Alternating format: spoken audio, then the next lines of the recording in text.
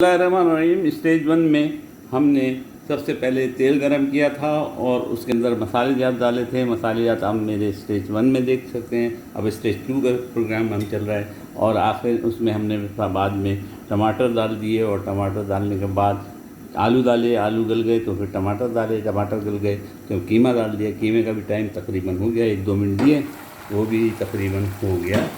अब इसमें हम मैं पुदीने के चंद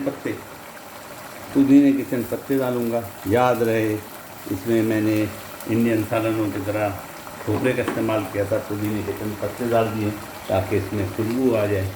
ये खुशबू के लिए होते हैं और खाने में टेस्ट देते हैं। ये मैंने डाल दिया। अब हमारा तकरीबन कीमे की चीज़ें सब तैयार है। सिर्फ हमें पालक डालनी है और बेगनूनीस डालनी है। बेगनूनीस जो होता है ये यहाँ का धनिया टाइप का वेजिटेबल है, वो मैंने डाल दिया।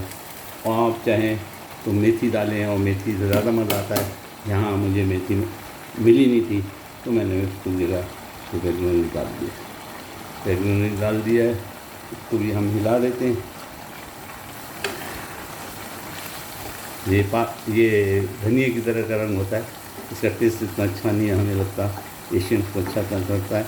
लेकिन क्योंकि ये यहाँ की सब्ज़ी है और हकीमों के कहने के मुताबिक, ख़ासतौर से हकीम सईद ने कहा था कि आप जहाँ रहें वहीं की सब्ज़ी इस्तेमाल करें, तो मैंने ये इस्तेमाल करने के लिए इसमें डाल दिए।